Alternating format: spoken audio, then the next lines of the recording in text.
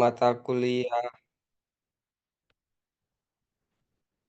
yang saya ajar yaitu adalah pengorganisasian dan pengembangan atau sudah pemberdayaan gitu namanya apa nih?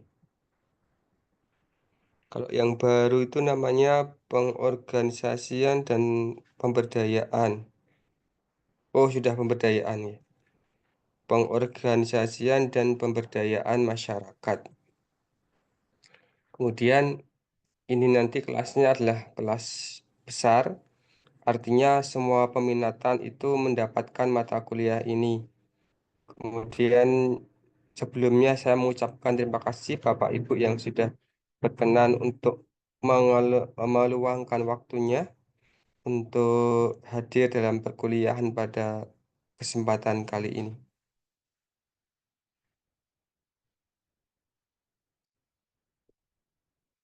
Baik, Bapak dan Ibu, hari ini saya akan menyampaikan mengenai konsep dasar. Kemudian untuk pertemuan-pertemuan berikutnya nanti dari Bapak Ibu yang menyampaikan materinya, nanti saya berikan semacam panduannya, materinya apa saja seperti itu.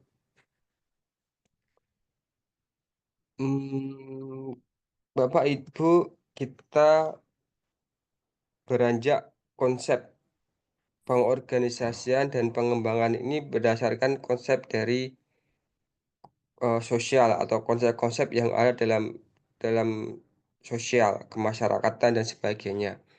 Namun bagaimana konsep-konsep yang ada secara sosial tersebut mencoba kita gunakan, kita terapkan untuk hmm, atau kita kaitkan di dalam dunia kesehatan. Seperti itu, Bapak dan Ibu. Bapak Ibu, apakah masih mengetahui mengenai atau masih ingat mengenai definisi sehat itu yang seperti apa?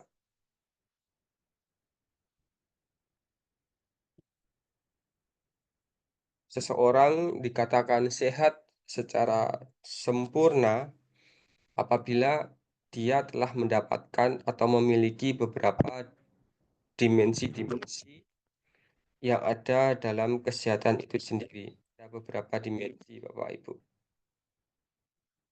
Kira-kira dikatakan sehat itu apabila yang bagaimana? Memiliki apa saja seperti itu. Sehat secara fisik, mental, Fisik, mental, terus apalagi Bu Junita. sosial, Pak. Sosial, fisik, mental, sosial. Apalagi?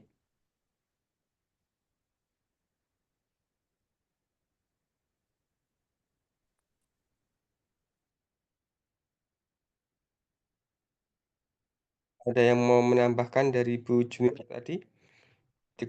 Sehat secara fisik, sehat secara mental, sehat secara sosial. Ya, mohon izin menambahkan, Pak. G. Jadi kondisi sehat itu mungkin tidak hanya ini ya, sekedar bebas dari penyakit, tapi Ah, juga betul. sehat secara fisik, kemudian mental, sosial, bahkan juga ekonomi seperti itu, Pak. Yang yang akan saling menunjang ke kesehatannya. Ya, terima kasih Bu Aprilia. Oke. Jadi melengkapi dari tadi juga ditambahkan sehat secara ekonomi itu yang belum tadi itu. Mentalnya baik, sosialnya baik, kemudian fisiknya baik atau sehat, kemudian ekonomi juga sehat. Kemudian sehat secara fisik itu ya kita lihat di sini sehat secara fisik itu artinya kita sudah mengetahui semua ya secara kasat mata seseorang tersebut tidak sakit ya atau tidak ada sesuatu yang mengalami gangguan. tidak ada disability-nya. Jadi berjalan dengan baik, dapat secara apa namanya, nya terlihat tidak ada apa-apa seperti itu. Kemudian mampu beraktivitas. Kemudian sehat secara sosial itu berarti kita memiliki kepekaan, kemudian interaksi, kemudian tenggang rasa dengan orang-orang yang ada di sekitar kita, gitu ya. Kemudian sehat secara fisik, sosial, kemudian mental, ya. Artinya tidak mengalami sesuatu hal yang disebut sebagai misalnya depresi ataupun stres, ya, ataupun masalah-masalah kesehatan mental yang itu tidak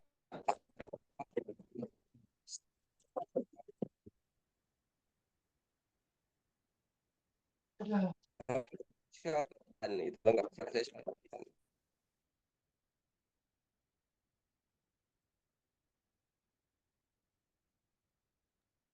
Jadi kalau fisik itu bisa, kemudian kalau sosial, interaksi dan lain-lain itu juga terlihat. Namun kalau yang gembira, tertawa, tapi ternyata secara batinnya dia atau mentalnya dia mengalami gangguan atau tidak sehat seperti itu. Kan sehat secara ekonomi, secara ekonomi ini dalam makna yang kan ini ya, artinya kalau kita gunakan makna yang sebenarnya itu ekonomi itu berarti seseorang tersebut Lanjut memiliki ngomong kau dosennya ekonomi yang baik gitu ya. Artinya hartanya banyak atau cukup, kemudian eh, menjadi masalah ekonomi adalah dia mampu menempatkan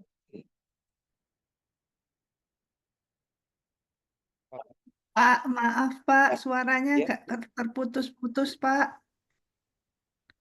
putus-putus ya. Kayak, ah, saya tak ganti sinyal.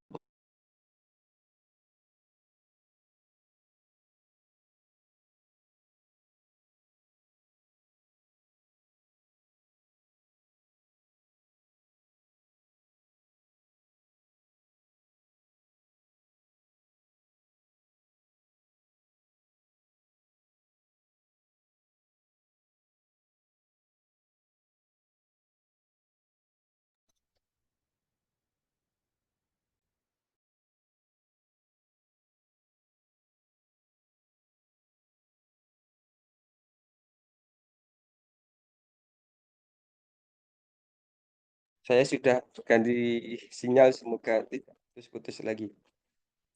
Baik, kita lanjutkan yang ekonomi. Ekonomi itu artinya seseorang tersebut mampu menempatkan atau menggunakan kemampuan ekonominya untuk memenuhi kebutuhan yang atau membeli sesuatu yang bermanfaat bermanfaat untuk kesehatan. Jadi misalnya punya uang tapi tidak buat beli rokok, punya uang tapi untuk pemenuhan gizi keluarga. Nah, itu berarti secara ekonomi seperti itu. Oke. Kemudian dan yang lain-lain. Nah, terus bagaimanakah pengorganisasian dan ini harusnya pemberdayaan masyarakat? Jadi bagaimana dengan upaya pengorganisasian dan pengembangan masyarakat ini kita menciptakan masyarakat menjadi sehat. Dalam artian ya sehat tadi secara fisiknya sehat, secara ekonominya sehat, secara mental spiritualnya sehat, kemudian secara sosialnya juga sehat. Nah, jadi bagaimana kita menggunakan melaksanakan pengorganisasian dan juga pemberdayaan masyarakat untuk menciptakan masyarakat yang sehat secara. Kemudian Bapak Ibu kita lihat secara secara kenyataannya bahwasanya negara Indonesia ini adalah negara yang sedang berkembang. Kita masih developing country gitu ya, belum develop country gitu. Maka karena masih negara yang berkembang, kita itu perlu melakukan peningkatan-peningkatan di bidang kesejahteraan masyarakat seperti itu. Ya, sehingga diharapkan masyarakatnya berkembang, kemudian membawa dampak juga pada kesra ekonomi dan menjadikan negara Indonesia menjadi negara yang berkembang atau negara maju gitu, atau developed country seperti itu.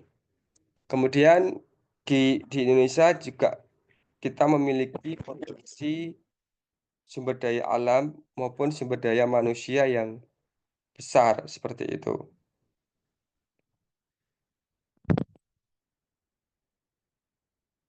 Ya, alam kita itu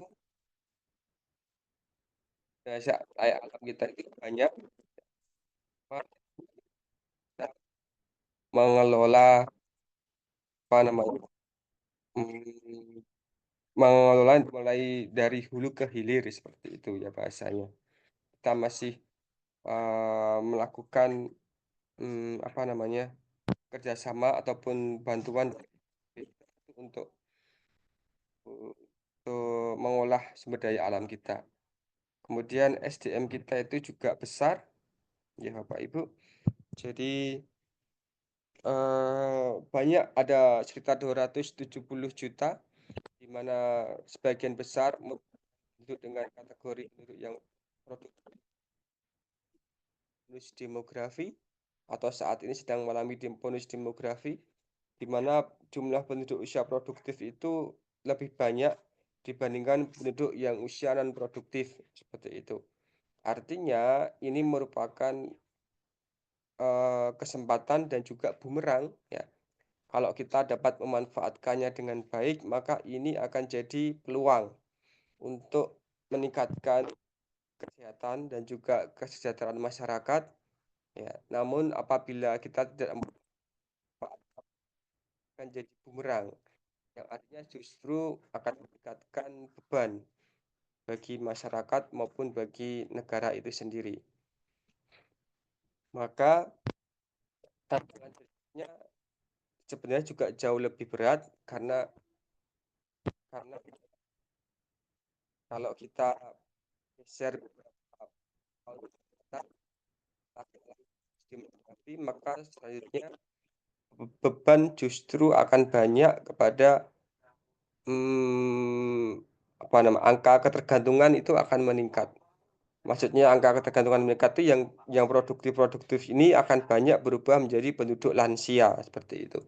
Sehingga ketika suatu negara atau suatu daerah itu banyak yang memiliki atau berada pada usia lansia yang banyak, itu maka juga akan menjadi permasalahan. Juga angka jadi produk itu akan mendukung dua bergantung gitu. Jadi satu orang itu dia akan mengurusi dua lansia ya, atau yang tidak produktif seperti itu. Nah ini beban beberapa tahun lagi setelah kita mengalami bonus demografi, dan ini perlu diperhatikan juga bagaimana upaya-upaya untuk mengurangi atau menurunkan angka ketergantungan tersebut. Karena kalau tidak di apa namanya, kan maka menjadi negara yang maju atau justru malah menjadi semakin tidak lebih baik. Maka upaya-upaya pengorganisasian dan pemberdayaan masyarakat itu perlu dilakukan pada apa namanya, pada masyarakat itu sendiri. Nah, kemudian fokus kita berada pada bidang kesehatan. Bagaimanakah memanfaatkan sumber daya alam yang ada maupun sumber daya manusia yang besar itu untuk mengatasi atau menurunkan atau berkontribusi pada bidang kesehatan masyarakat seperti itu. Dan kenyataannya di Indonesia itu karena masih dalam wilayah kategori negara berkembang, kita itu masih berada dalam garis. Nah, ya manusia masih berada dalam garis kemiskinan atau juga ekonomi juga banyak rokok gitu.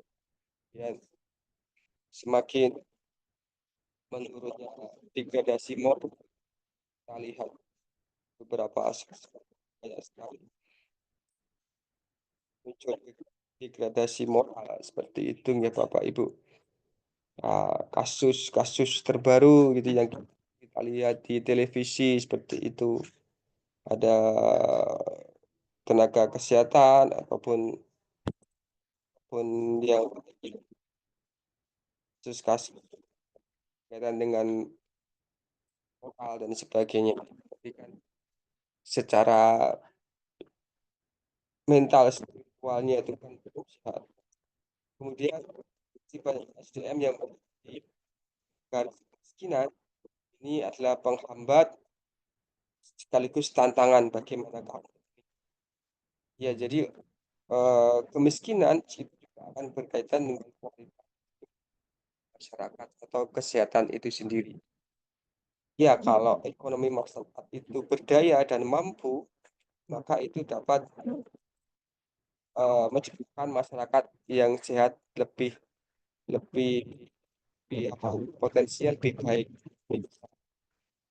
Kalau di dalam kemiskinan, maka ini kesehatannya atau kualitasnya juga akan eh, perlu banyak hambatan dan sebagainya. Maka pengorganisasian dan pemberdayaan masyarakat ini adalah bagaimana membuat masyarakat itu terorganisir, kemudian berdaya, sehingga masyarakat itu sehat. Ya. Dengan memanfaatkan potensi yang ada, potensi sumber daya alam maupun manusianya. Ya, masyarakat itu sebenarnya memiliki potensi, baik alamnya maupun manusianya. Cuma terkadang tidak tahu. Sehingga tugas kita bersama nantinya adalah memberitahu masyarakat, menginformasikan kepada masyarakat ataupun menyadarkan masyarakat bahwasanya ya potensi itu ada, itu bisa kita kembangkan, bisa kita organisasikan. Ya, tapi masyarakat perlu diajari, masyarakat perlu dibimbing agar memaksimalkan potensi yang ada. Seperti itu. Kemudian kemiskinan dan sosial ekonomi yang kurang ini jadi penghambat, kemudian ketidaktahuan mengenai permasalahan kesehatan, penyebab stunting, kemudian penyebab penyakit kardiovaskular, kemudian penyebab malnutrisi, baik malnutrisi under maupun upper, ya maksudnya itu malnutrisi yang kurang ataupun berlebih. Nah, ini kan masyarakat tidak tahu. Dan ini fenomena fenomena juga banyak. Sekarang banyak generasi kita itu yang malnutrisi berlebih gitu ya, artinya overweight atau bahkan obesitas atau bahkan pada usia-usia yang masih kategori remaja atau produktif itu sudah banyak yang mengalami permasalahan diabetes atau mungkin penyakit-penyakit kardiovaskuler yang lain atau gagal ginjal dan sebagainya itu bagian dari ini ya ketidaktahuan ya sehingga perlu diorganisasikan dan diberdayakan gitu.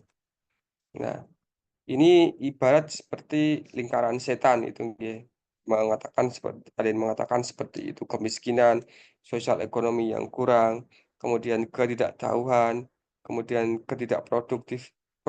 ketidakproduktivitasan atau produktivitas yang rendah. Ini merupakan eh, hal-hal yang dapat menghambat perkembangan masyarakat dan juga berkaitan atau berpengaruh terhadap kesehatan seperti itu. Ya, jadi masyarakat itu mereka memiliki dinamika. Dinamika itu dari kata dinamis, Dinamis itu berarti tidak stagnan, ya tidak stabil, artinya naik turun seperti itu. Ibarat piring yang berputar itu ya, eh, itu kalau semakin kencang itu maka akan semakin cepat naiknya itu. Jadi artinya kalau pengorganisasian dan pemberdayaan itu semakin cepat dilakukan, maka ini peluang untuk meningkatkan kesejahteraan masyarakat, kesehatan masyarakat, kemudian menciptakan, menjadikan negara menjadi negara yang maju itu akan lebih cepat seperti itu. Kemudian kalau dia tidak cepat, maka justru kalau perputarannya itu lambat, maka akan jatuh dan pecah seperti itu. Baik. Kemudian kegiatan pembangunan ya yang dilakukan seperti yang dilakukan pemerintah itu atau intervensi-intervensi yang dilakukan itu akan memberikan tambahan kecepatan pada dinamika yang ada di masyarakat seperti itu ya. Yang kalau kita lihat itu sekarang makan gizi gratis, kemudian mulai fokus juga dalam hal pertanian seperti itu, mendengarkan petani, kemudian memberdayakan petani, kemudian membantu petani akses pupuk, peralatan, dan sebagainya. Kemudian hal-hal yang lain, pembentukan koperasi dan sebagainya, itu merupakan bagian dari kegiatan pembangunan sebagai usaha untuk intervensi. Nah, tetapi kembali lagi kalau program-program itu eh, tidak dikaji dan atau kurang dikaji atau implementasinya masih masih kurang, maka ya ini juga bantuan percepatannya juga kurang. Maka perlu ada proses evaluasi dan sebagainya. Nah, kemudian kalau program-program itu sebenarnya juga bagus, cuma kalau kembali lagi ke tadi ke sisi mental spiritualnya itu kurang, dalam artian untuk apa namanya ya program bagus, banyak dana, tapi ada kasus korupsi dan sebagainya, maka juga kurang maksimal seperti itu. Kemudian pembuatan kebijakan, pembuatan program itu juga harus berdasarkan dari kajian maupun data. Ya, kajian secara historis, kajian secara ilmiah, kemudian data-data di masyarakat itu dikumpulkan, dikaji, kemudian kita membuat program intervensi yang tepat guna dan tepat sasaran seperti itu. Berapa upaya-upaya yang dapat dilakukan itu misalnya adalah menciptakan kondisi agar potensi masyarakat dapat dikembangkan dan dimanfaatkan. Tadi di awal kita sudah bahas bahwasanya setiap masyarakat itu memiliki potensi, baik sumber daya alamnya maupun manusianya. Cuma potensi itu perlu dikembangkan, dimanfaatkan, atau potensi yang lain itu bisa berupa masalah, ya. Potensi itu bisa berupa sesuatu yang surplus, sesuatu yang berlebih, atau juga potensi itu bisa berupa permasalahan yang perlu diselesaikan, seperti itu, Bapak dan Ibu. Kemudian ketika potensi itu ada, maka bagaimanakah kita meningkatkan mutu dari potensi yang ada seperti itu. Misalnya sumber daya manusianya itu ada. Mutunya bagaimana kita ciptakan, kita tingkatkan, kita pertinggi mutunya itu. Misalnya dengan pelatihan, dengan edukasi, gitu ya. Atau hal-hal yang lainnya. Atau mutu berupa sumber daya alam yang bisa kita kembangkan, gitu ya. Misalnya banyak sekali potensi atau tinggi sekali potensi dari sumber daya alam, misalnya berupa singkong atau misalnya berupa walang, ya maksudnya walang itu apakah ada kemungkinan untuk eh, protein gitu ya, sumber protein untuk stunting dan sebagainya, itu. Bertinggi mutunya, potensinya dan seperti itu. Atau hal yang lain, singkong, jagung atau hal yang lain itu yang bisa diinovasikan sehingga menjadi menjadi apa namanya sumber daya alam yang mampu memberikan kontribusi yang positif terhadap kesehatan masyarakat seperti itu. Potensi yang ada dikembangkan, dipertinggi, kemudian diinovasikan seperti itu. Kemudian apabila sudah potensinya sudah tahu, kemudian dikembangkan, kemudian dimanfaatkan, kemudian mutunya ditingkatkan, kemudian usaha-usaha tersebut diusahakan sustainability atau berlangsung, tetap berlangsung seperti itu. Maka untuk menjamin keberlangsungan itu berarti perlu pengorganisasian ya.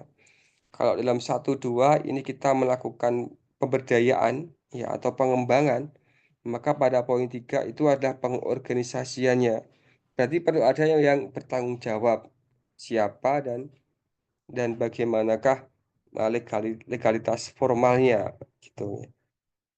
Kemudian support sistem yang lain perlu juga dikembangkan atau dibentuk karena eh, kalau multi sektor dan sebagainya itu akan lebih ini ya akan lebih memiliki daya percepatan yang lebih tinggi tadi itu ibarat piring berputar tadi itu. Kemudian apabila potensi sudah dikembangkan, dimanfaatkan, mutunya dipertinggi, diperbaiki, kemudian ada keberlangsungan di situ, maka ini dapat meningkatkan kesejahteraan masyarakat yang nantinya juga akan berpengaruh atau berkaitan dengan kesehatan masyarakat seperti itu. Kemudian CO dan CD, CO ini adalah community organization atau pengorganisasian tadi, CD ini adalah community development atau pengembangan masyarakat atau pemberdayaan masyarakat seperti itu. Istilah-istilah ini community organization ya atau CO atau pengorganisasian ini banyak sekali ditemukan dalam kepustakaan-kepustakaan di luar negeri gitu ya istilah-istilahnya. Kemudian pengembangan juga seperti itu. Banyak ditemukan di kepustakaan-kepustakaan di bahasa asing seperti itu. Kemudian eh, jika diteliti tidak terlihat perbedaan prinsip ya pada intinya dua hal yang ini baik pengorganisasian maupun pemberdayaan itu fokusnya adalah pada masyarakat ya. Kemudian usaha tujuannya adalah untuk meningkatkan sosial ekonomi masyarakat yang kurang sehingga jadi naik sejahtera dan berpengaruh terhadap kesehatan masyarakat seperti itu.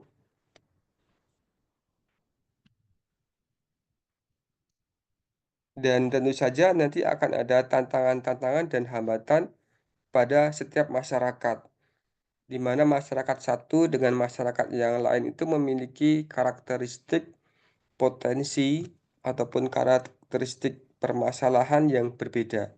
Sehingga kita kembalikan kepada definisi dari ilmu kesmas itu adalah ilmu dan seni gitu ya. Jadi seni bagaimana untuk menciptakan kesehatan masyarakat. Jadi bisa jadi masyarakat yang satu dengan yang lainnya itu memiliki intervensi atau upaya penyelesaian masalah yang berbeda. Kemudian menurut Murray ya Kawak ini ya tahun 1966 atau lama itu. Jadi kalau kata guru saya itu kalau terjadi pertentangan teori ya pertentangan pendapat itu katanya kembali kepada buku lama itu. Jadi kembali kepada pendapat yang kawak gitu. Nah, itu yang dipakai gitu kan. Kita banyak menemukan buku-buku baru ya. Tapi apabila terjadi pertentangan pendapat maka kita akan kembali merujuk kepada mbah mbahnya gitu ya pada ilmunya gitu yang kepada pendapat yang lama atau teori yang lama seperti itu. Tetapi kalau secara ilmiah maka kita harus memakai eh, teori-teori yang terbaru karena itu bagian dari pengembangan ataupun bagian dari evaluasi dan sebagainya. Oke, menurut Murray, ini dikatakan bahwa pengorganisasian itu merupakan sebuah proses di mana masyarakat melakukan identifikasi berupa identifikasi kebutuhan, kemudian membuat hierarki atau urutan prioritasnya, kemudian menumbuhkan kemauan, dan juga bagaimana menciptakan rasa percaya diri dalam memenuhi kebutuhan tadi itu. Kemudian menggunakan atau mencari sumber-sumber daya, baik yang ada di masyarakat maupun yang berasal dari luar gitu. Jadi tidak cuma dari internal tapi juga dari eksternal.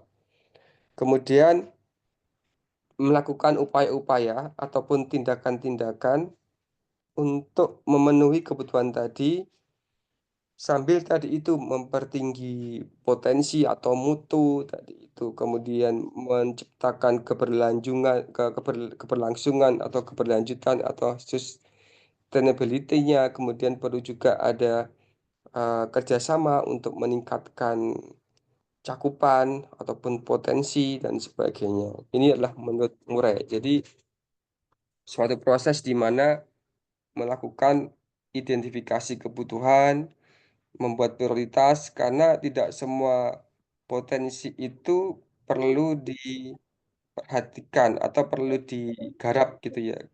Ya, maka berdasarkan prioritas seperti itu. Baik itu prioritas permasalahan maupun prioritas sumber daya seperti itu. Baik manusia maupun alamnya seperti itu. Kemudian community tadi pengorganisasian, kemudian ini masih sama tapi menurut yang lainnya, menurut Walter ya, ini mengatakan bahwasanya community organization itu adalah membantu sekelompok masyarakat untuk menyadari kebutuhan mereka. Nah, jadi ini kita mau menyadarkan masyarakat akan kebutuhannya. Maka di sini kita berusaha menyadarkan masyarakat mengenai pentingnya kebutuhan akan sehat gitu ya. Termasuk masyarakat yang kecil itu ya, keluarga. Masyarakat terkecil yaitu keluarga. Bagaimanakah menyadarkan keluarga terkecil kita itu untuk hidup sehat gitu ya. Misalnya merokok tadi itu ya, bagaimana bagaimana memberikan nasihat kepada keluarga kita, kepada bapak kita, ya, kepada mungkin saudara kita tidak merokok. Itu, itu bagian kecil dari community adalah keluarga. Ya. Untuk menyadari kebutuhan mereka akan kesehatan, tentu saja kalau kita kaitkan dengan kesehatan mata kuliah kita secara keseluruhan, baik ya fisiknya, mentalnya, sosialnya, kemudian ekonominya, dan membantu mereka untuk mengatasi tersebut, ya, mengatasi. Jadi kita tidak cuma menyuruh, menyadarkan saja, tapi juga bagaimana kita memiliki solusi untuk mengatasi kebutuhan tersebut. Jadi kita tidak hanya menggerakkan masyarakat, tapi juga bagaimana kita itu memberikan solusi di masyarakat gitu. Ketika kita menyampaikan sebuah potensi, sebuah permasalahan, maka kita juga harus memberikan jalan keluarnya. Bagaimanakah memaksimalkan potensi itu, bagaimanakah mempertinggi potensi, atau bagaimanakah upaya-upaya untuk menyelesaikan potensi itu apabila potensi itu adalah sebuah permasalahan seperti itu. Kemudian menurut Neil itu dikatakan dia mengatakan bahwasanya pengorganisasian masyarakat itu adalah sebuah proses. Proses itu berarti perlu waktu, tidak dalam jangka waktu seketika bim salah bim seperti itu, tapi dia perlu waktu, perlu proses. Proses di mana masyarakat itu secara bersama-sama. Nah, kata kuncinya adalah secara bersama-sama. Jadi tidak secara individual. Jadi bersama-sama. Karena apa? Karena community gitu kan.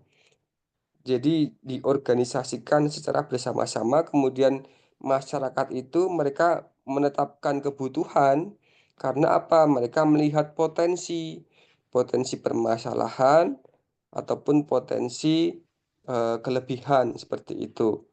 Kebutuhan akan kesejahteraan dan juga sosialnya seperti itu. Kemudian masyarakat tadi itu secara bersama-sama merencanakan ya, upaya-upaya, cara-cara untuk memenuhi kebutuhan masyarakat dengan cara memobilisasi sumber-sumber yang diperlukan, baik itu sumber daya alamnya maupun manusianya.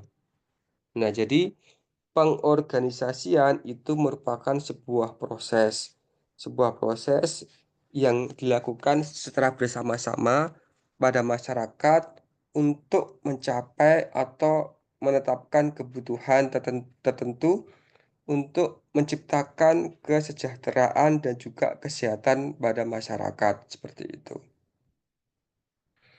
Kemudian yang berikutnya adalah pengertian pengembangan ya ataupun pemberdayaan masyarakat. Ini menurut apa namanya Sao Toy, ya. Ini merupakan sebuah gerakan yang dirancang. Gerakan itu berarti secara bersama-sama. Yang dirancang, didesain, ya. Berarti ada yang menggerakkan, ada yang merancang, ada triggernya di sini. Apa tujuannya? Untuk meningkatkan taraf kehidupan masyarakat, kehidupan sosial ekonominya, kesejahteraannya maupun kesehatannya dengan berpartisipasi secara aktif. Nah, jadi masyarakatnya itu sadar, mau, dan juga mampu untuk melakukan. Dan jika memungkinkan dengan misalnya dengan kesepakatan atau prakarsa bersama dari masyarakat, kemudian prakarsa ini atau kesepakatan-kesepakatan ini tidak muncul secara spontan, namun perlu dipicu, perlu di-trigger, maka perlu ada gerakan-gerakan atau metode-metode pemicuan di masyarakat, gitu ya. Agar masyarakat berkenan untuk tadi berpartisipasi aktif seperti itu tadi. Kemudian untuk pertumbuhan, ya pertumbuhan masyarakat itu sendiri dalam berbagai dimensi tadi di awal tadi itu juga untuk perkembangan dan kemandirian dari gerakan-gerakan yang sudah diciptakan tadi itu. Kemudian menurut Badan Perserikatan Bangsa-Bangsa, pengembangan ataupun pemberdayaan itu adalah suatu proses, lagi proses perlu waktu di mana usaha masyarakat digabungkan dengan usaha dari pemerintah. Di sini lebih melihat secara ada sinergitas kerjasama gitu ya. Jadi PBB melihat bahwasanya peran pemerintah di sini itu penting untuk apa namanya mengembangkan atau memberdayakan masyarakat ya. Karena kalau masyarakat itu berkembang dan berdaya, maka menurut Badan Dunia ini dapat meningkatkan ekonominya, sosialnya, dan budayanya. Maka ini berarti menuju dimensi-dimensi yang ada pada definisi sehat tadi itu yang di awal sudah kita diskusikan tadi itu. Kemudian selain itu juga bagaimana masyarakat ini terintegrasi, artinya terhubung satu dan yang lainnya.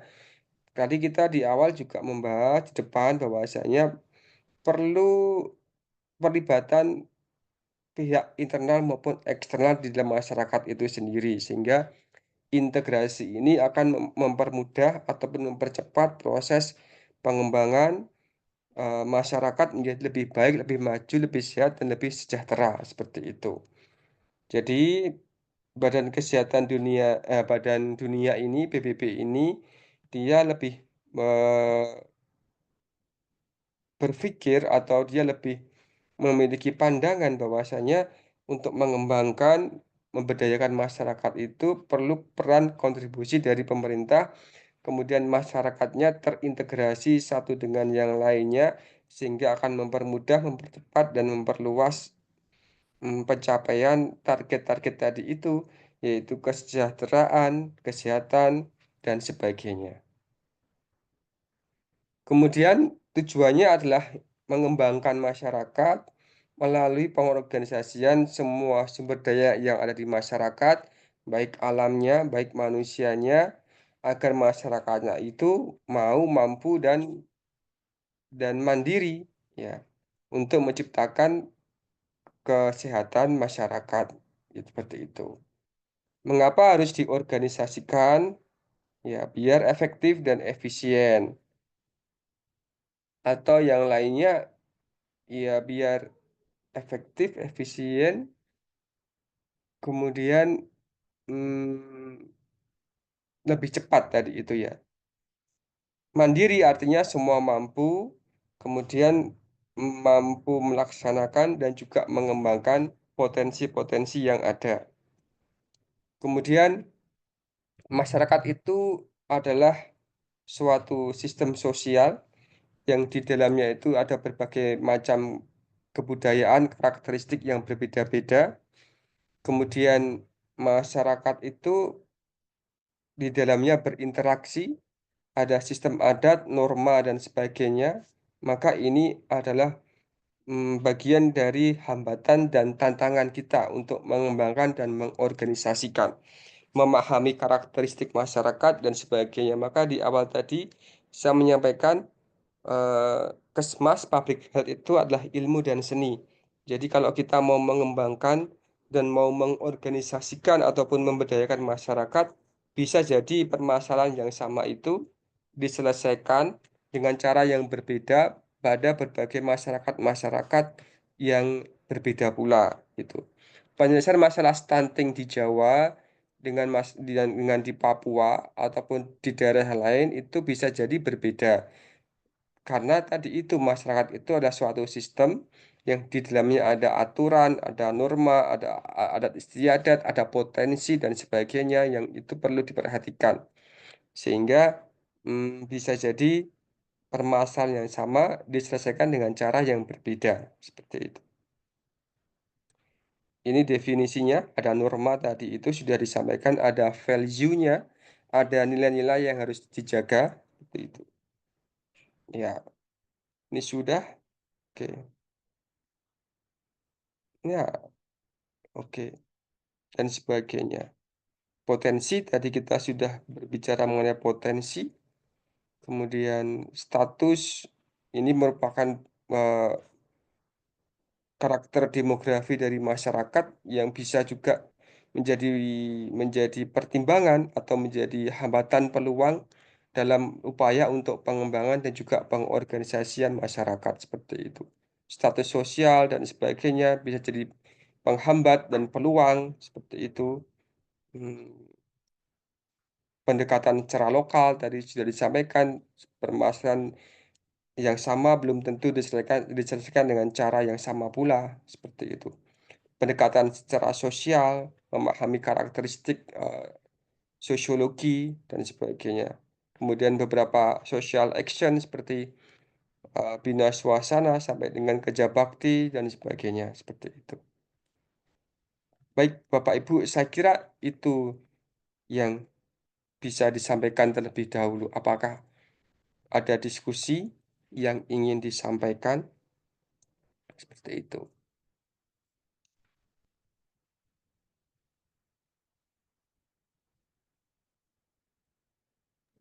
Belum, Pak.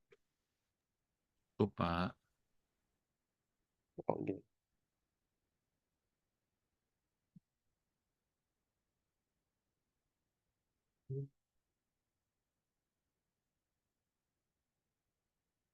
Kalau cukup, maka untuk pertemuan berikutnya nanti silahkan Bapak Ibu membagi menjadi berapa ya? Jadi 5 kelompok. Nanti silahkan Bapak Ibu untuk dapat presentasi setiap pertemuannya. Bentar saya share screen dulu.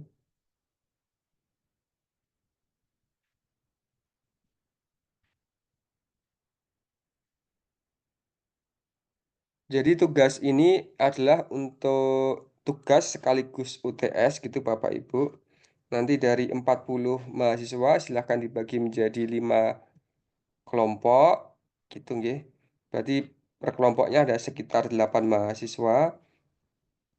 Nanti Bapak Ibu silahkan kelompok satu berarti pokok bahasan satu dengan sub pokok bahasan di sininya di bagian kanannya ini kelompok satu. Kelompok 2 dengan pokok bahasan ini, kemudian dengan sub pokok bahasanya ini. Nah, nanti silahkan pokok bahasan ini dipresentasikan pada setiap pertemuannya. Dan nanti akan kita gunakan sebagai penilaian untuk tugas dan juga UTS seperti itu.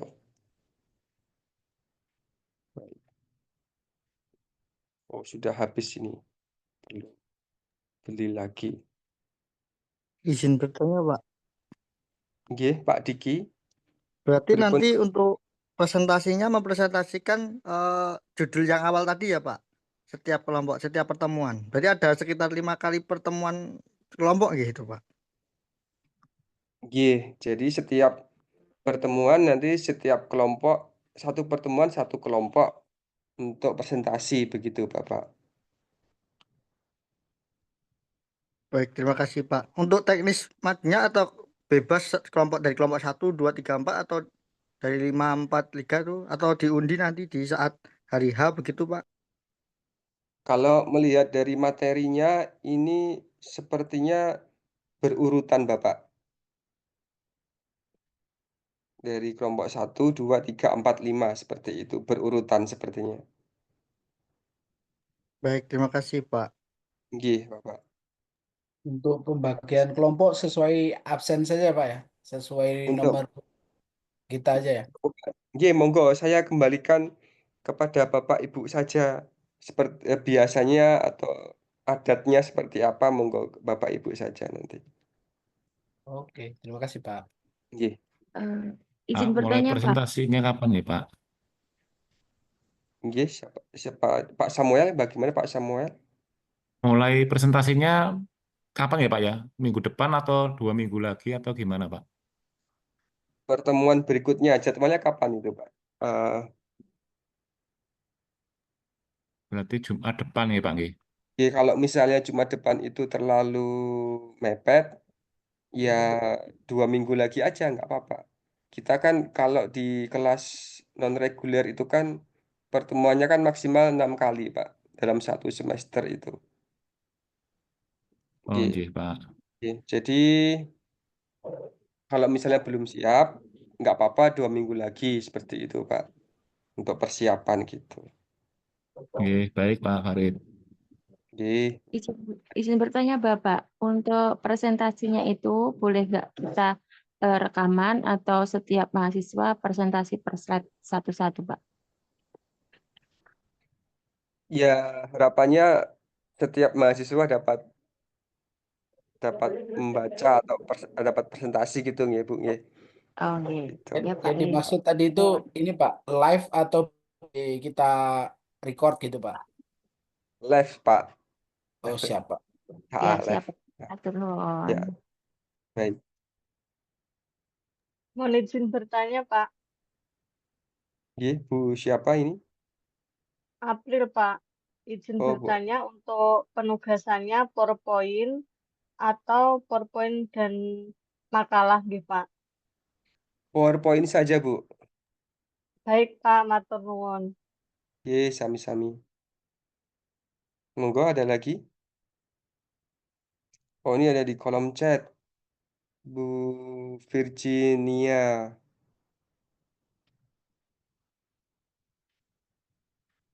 Ya, kita sesuai jadwal dulu saja nih di hari Jumat.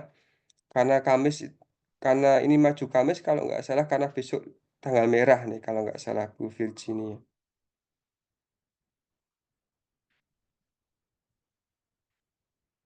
Nggih. Begitu ada lagi Bapak Ibu? Sudah cukup nggih? Mungkin Nggih, cukup, dicukupkan Pak. Pak. Nggih, ya Bapak Ibu kan juga masih lanjut bekerja. Yang di Papua sudah jam pulang belum ini?